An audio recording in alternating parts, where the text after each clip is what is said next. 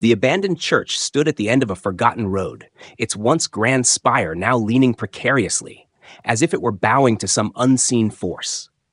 The windows were shattered, and the stone walls were covered in creeping ivy, giving it a malevolent, almost hungry appearance. Locals avoided the place, whispering tales of the horrors that had transpired within its sacred walls. But on one moonless October night, a group of friends decided to confront the fearsome legends. Drawn by the allure of the forbidden, they sought a thrill to punctuate the tedium of their small-town existence. Armed with flashlights and a sense of reckless bravery, they approached the decrepit structure. The iron gates, twisted and rusted, groaned in protest as they forced them open. The sound echoed through the desolate night, sending a shiver down their spines.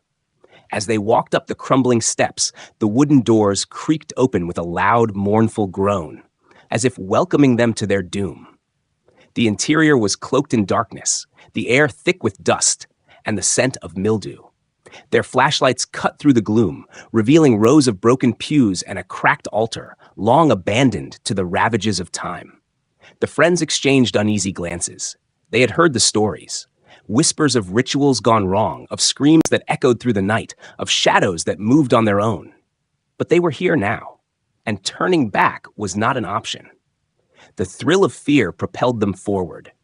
They ventured deeper into the church, their footsteps muffled by the thick layer of dust on the stone floor.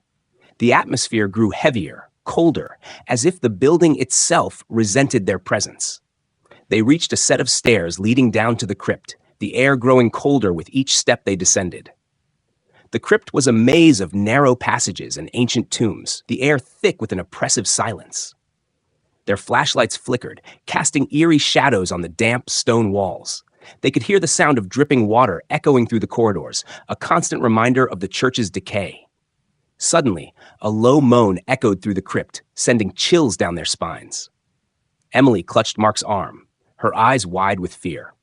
"Did you hear that?" she whispered, her voice trembling.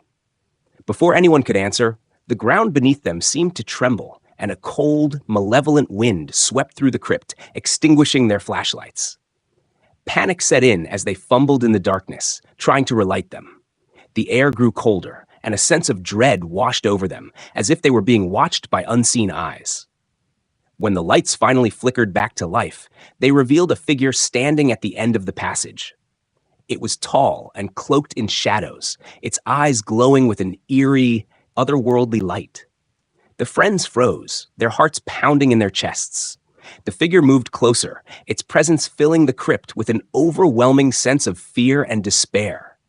"Run!" Mark shouted, breaking the paralysis that had gripped them. They turned and fled, their footsteps echoing through the narrow corridors. The figure pursued them, its steps silent, but its presence palpable. They could feel it closing in on them, the air growing colder with each passing moment.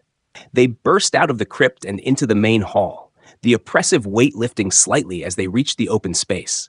But the figure was still behind them, its glowing eyes fixed on them with a malevolent intensity. They ran towards the exit, the wooden doors looming ahead like a beacon of hope.